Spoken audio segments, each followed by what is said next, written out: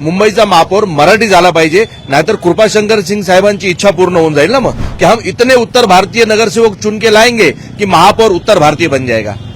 आता काय गरज आहे यांना हे बोलायची? मी सांगतोय की येणारा काळ हा महाराष्ट्र नवनिर्माण सेना आणि उद्धव साहेबांचा आहे। जे जे जात आहेत ना, ही चुका करतायत। मी तुमच्या माध्यमातून सगळ्यांना सांगतोय की ही चुका करू नका। उद्या तुम्हाला परत यावं लागेल ना, तेव्हा कुठेतरी सन्मान्य साहेबांना विचारावं लागेल की तुम्हाला घ्यायचं की नाही। पाणीची समस्या तुम्ही घेऊन जा, उत्तर हिंदू मुस्लिम चालू आहे, हिंदू मुस्लिम चालू आहे। तुम्ही सांगा शौचालय आमचे तुटलेले आहेत, हिंदू मुस्लिम, पाणी येत नाही, हिंदू मुस्लिम, रस्त्यांमध्ये खड्डे आहे, हिंदू मुस्लिम। कसं आहे ना, आता त्यांच्याकडे दुसरा काय ऑप्शनच नाहीये। मुंबई महानगरपालिकेच्या पार्श्वभूमीवरती आपण बघायला गेलं तर शिवतीर्थावरती आज 20 वर्षानंतर, तब्बल 20 वर्षानंतर ठाकरे बंधूंची एकत्रित सभा पाहायला मिळते। माझ्यासोबत मनसैनिक महेंद्र भानुशाली आहेत। महेंद्रजी, प्रचंड उत्साह दिसतोय, चेहऱ्यावरती हास्य दिसतंय, स्मित हास्य दिसणार ना। आज 16 तारखेला आम्हाला काहीतरी वेगळं दिसतंय। मराठी महापौर बसणार आहे, त्याच्यासाठी कार्यकर्ते, महाराष्ट्र नवनिर्माण सेना आणि शिवसेनेचे कार्यकर्ते दिवस आणि रात्र आम्ही मेहनत करतोय। आणि आज सन्माननीय राजसाहेब आणि उद्धव साहेब दोन्ही आम्हाला मार्गदर्शन देणार आहे। खूप आनंद आहे आम्हाला। आम्ही वाट बघतोय की राजसाहेबांचा काय आदेश येतोय। तोच प्रश्न दुसरा तोच आहे, राजसाहेबांचा आज काय आदेश असेल? राजसाहेबांचा आदेश असं तर आम्हाला कधीपासून भेटलेला आहे की काम करा, जिथं मशाल असेल आणि जिथं इंजन असेल, दोघांना पक्षाच्या कार्यकर्त्यांना आदेश आहे की जिथं जिथं मशाल आणि इंजन असेल तिथे ताकद लावा आणि तिकडनं नगरसेवक निवडून आले पाहिजेत, की जेणेकरून मुंबईचा महापौर मराठी झाला पाहिजे, नाहीतर कृपाशंकर सिंग साहेबांची इच्छा पूर्ण होऊन जाईल ना मग। त्यांची काय इच्छा आहे? त्यांची इच्छा तेच बोलले ना तेवशी। बघा कसं आहे ना, जे पोटात असतो ते ओटात येतो। काय बोलले कृपाशंकर सिंग साहेब की हम इतने उत्तर भारतीय नगरसेवक चुन के लाएंगे की महापौर उत्तर भारतीय बन जाएगा। आता काय गरज आहे यांना हे बोलायची? कशाला तुम्ही वाद लावताय एक दोन समाजांमध्ये? आता उत्तर भारतीयांना पण समजलंय की आम्ही मुंबईमध्ये राहतोय, आपण इकडचे मराठीच आहोत, पण अजून ते लोकांना त्यांना सोडत नाही की तुम्ही उत्तर भारतीयच आहात। अहो, उत्तर भारतीय उत्तर प्रदेशमध्ये गेल्यावर होतो ना। आता मी गुजराती आहे, मी गुजरातमध्ये गेल्यावर गुजराती होणार ना। मी राहतोय महाराष्ट्रामध्ये, तर मी कोण आहे? मी मराठी आहे। आणि आता मराठी माणूस उठलेला आहे, पेटून उठलेला आहे। मी तुम्हाला लिहून देतो, 16 तारखेला सन्माननीय राजसाहेब आणि उद्धव साहेबांचा पक्षाचा महापौर आमचा बसतोय, मराठी माणूस। दुसरीकडे फडणवीस म्हणतायत आमचा महापौर होईल, नवाब मलिक म्हणतायत आमचा महापौर होईल, तर दुसरीकडे मीम म्हणतंय मुस्लिम महापौर। बघा कसं आहे, हे सगळे ना एकच टीम आहे। नवाब मलिक असू द्या किंवा MIM असू द्या, हे एकच टीम आहे ना, देवेंद्र फडणवीस साहेबांची टीम आहे। आता जे देवेंद्र फडणवीस साहेब बोलतील की तुम्हाला हे बोलायचं आहे, ते बोलतील ना ते। आता कसं आहे की मुस्लिम मतं डायव्हर्ट करायची आहेत, त्यासाठी नवाब मलिक साहेबांना काढून टाकलं। का काढलं? की हा आम्हाला चालणार नाही, नवाब मलिक आम्हाला चालणार नाही। का चालणार नाही तुम्हाला? अजित पवार साहेबांची युतीमध्ये तर त्यांची मुलगी आमदार आहे तुमची, मग तिथे तुम्हाला चालते। आणि आता काहीतरी नवीन प्रोपोगंडा केलेला आहे की आम्हाला नवाब मलिक नको, त्याच्यावर हे आरोप आहे, त्याच्यावर ते आरोप आहे। मग हे तुम्हाला तिकडे का चालतात? मला हे समजत नाही। जर तुम्ही प्रामाणिक आहात, तुम्हाला नवाब मलिक चालत नाही, तर नवाब मलिकला काढून टाका ना, महायुतीमधनं काढा। आणि जर अजितदादा नवाब मलिकला सोडायला तयार नाही, 2 गट झालेत, बरोबर आहे ना, महायुतीमधनं ते बाहेर पडले, तर माझा अजितदादा नाही सांगणार की साहेब आपणही हे महायुतीमधनं बाहेर व्हा, कारण तुमचा अपमान होतोय, वारंवार अपमान होतोय, तुमच्या कार्यकर्त्यांचा अपमान होतोय। फक्त महानगरपालिकेसाठी नाही, तुम्ही असंच बाहेर व्हा, महाराष्ट्राच्या सरकारमधनं त्यांनी बाहेर पडलं पाहिजे। महायुतीमध्ये एकंदरीत महायुती वर्सेस ठाकरे बंधूंचा सामना पाहायला मिळतो मुंबई महानगरपालिकेसाठी।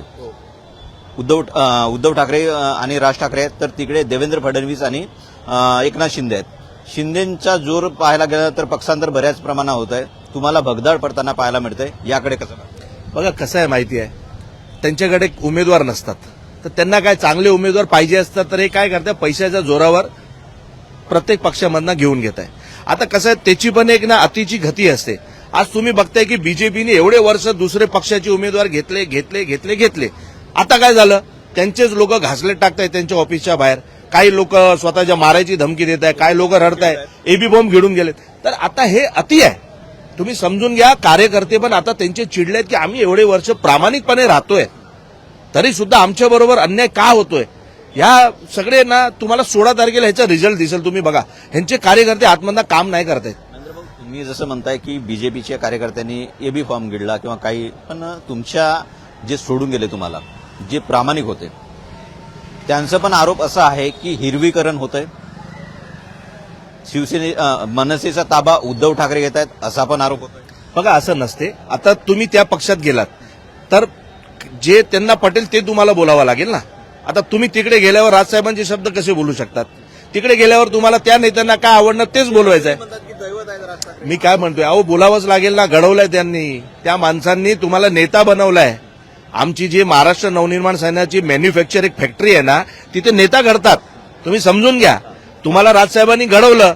शेवट काय झालं, जेव्हा ऍक्च्युअल वेळ होती थांबायची साहेबांबरोबर, तेव्हा सगळे स्वतःच्या स्वार्थासाठी निघून जात आहेत. अहो नाही भेटली सीट तर नाही भेटली ना. मी सांगतो आज नाही तर उद्या भेटणार का? आपलं वय निघून गेला का? अहो राजकारणामध्ये कॉमा असतो, फुलस्टॉप नसतो. आज मी सांगतोय की येणारा काळ हा महाराष्ट्र नवनिर्माण सेना आणि उद्धव साहेबांचा आहे. जे जात आहेत ना, ही चुका करतायत. मी तुमच्या माध्यमातून सगळ्यांना सांगतोय की ही चुका करू नका. उद्या तुम्हाला परत यावं लागेल ना, तेव्हा कुठंतरी सन्मान्य साहेबांना विचारावं लागेल की तुम्हाला घ्यायचं की नाही. असं होणार आहे. कॉमा आणि फुलस्टॉप म्हणताय तुम्ही, एक मिनिट, कॉमा आणि फुलस्टॉप म्हणतायत आणि किंवा जे सोडून गेले त्यांच्याबद्दल तुम्ही बोलताय. आज परत एकदा एक मोठी घडामोड घडली आहे.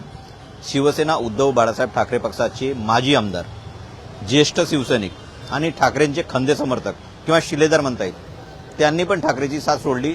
माझं वय झालं असेल तर माझी गरज संपली असेल असा त्यांचा थेट आरोप. बघा कसं आहे, आरोप लावायचंच आहे ना, म्हणून तिकडे गेल्यावर काहीतरी आरोप लावणार. मला हे नाही झालं. अहो काय नाही दिलं तुम्ही? मला वाटतं दगडूदादा सकपाळे यांचं बोलताय ना. काय नाही दिलं मला सांगा. उद्धव साहेबांनी, बाळासाहेबांनी त्यांना काय नाही दिलं? मला काय नाही दिलं ते सांगा. जे दिलं ते तर मोठा लिस्ट आहे. काय नाही दिलं ते सांगा ना.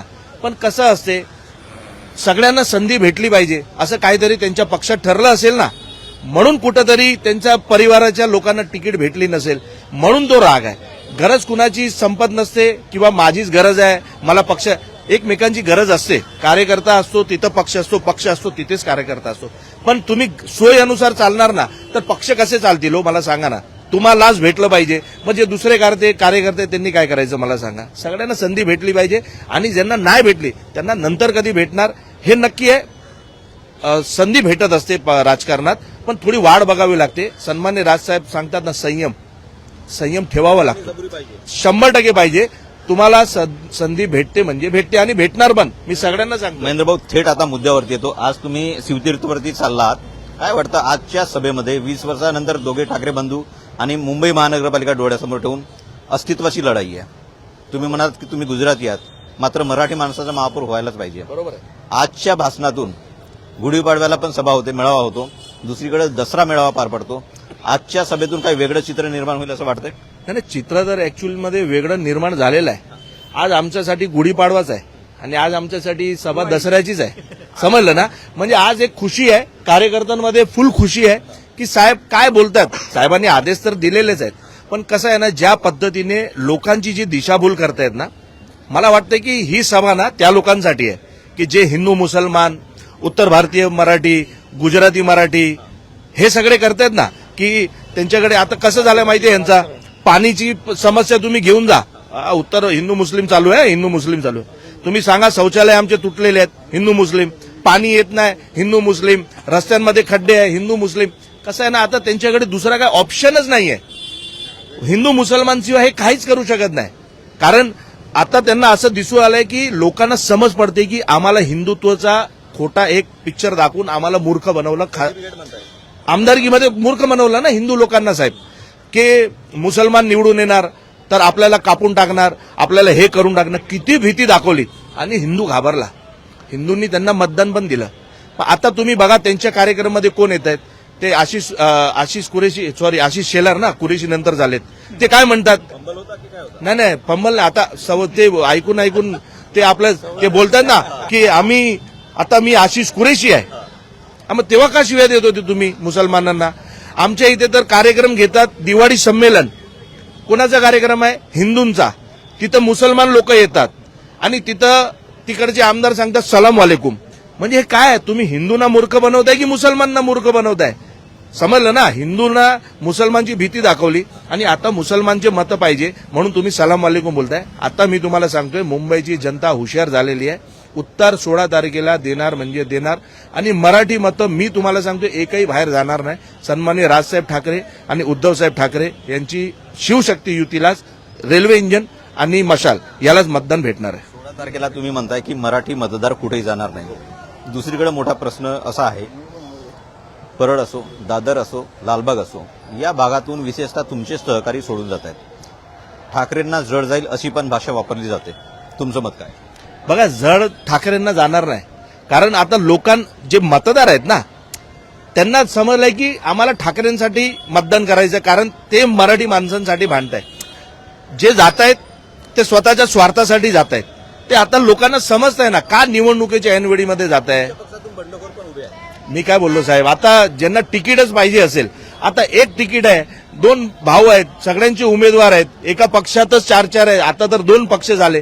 तर कुठंतरी कार्यकर्त्यांनी एक संयमची भूमिका घेतली पाहिजे आणि सन्माननीय राजसाहेबांबरोबर ठामपणे उभं राहायला पाहिजे. कारण ही वेळ आहे, कार्यकर्त्यांनी राजसाहेबांबरोबर थांबलं पाहिजे. हे माझा तुमच्या माध्यमातून कार्यकर्त्यांना एक विनंती आहे. मराठी अस्मितेसाठी, मराठी माणसांसाठी ठाकरे बंधू एकत्र आले, मनोमिलन झालं.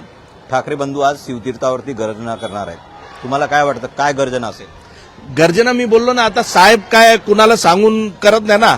आमच्या राजसाहेबांचं हे एकच आहे, 100% तुम्हाला असू शकतो. आता साहेब काय करताल ना, हे फक्त साहेबांनाच माहीत असतो, ते कुणालाच माहीत नसतो. पण काहीतरी वेगळं होणार आणि मुंबईकरांना, मराठी माणसांना आणि आमच्यासाठी, आमच्यासारख्यांसाठी, जे आम्ही 50-60 वर्षापासून मुंबईमध्ये राहतोय, गुजराती, उत्तर भारतीय, परप्रांती, आम्ही सगळ्यांनी ना आता ठाकरे बंधूवर उभा राहायला पाहिजे. कारण मुंबईवर जेव्हा जेव्हा आफत आली आहे ना, तेव्हा ठाकरेच उभे राहिले आहेत आणि आमची रक्षा केलेली आहे. तर आता वेळ ठाकरेंची आहे. माझ्यासोबत महेंद्र भानुशाली मनसैनिक होते. आता वेळ ठाकरे बंधूंचीच असं त्यांचं म्हणणं आहे.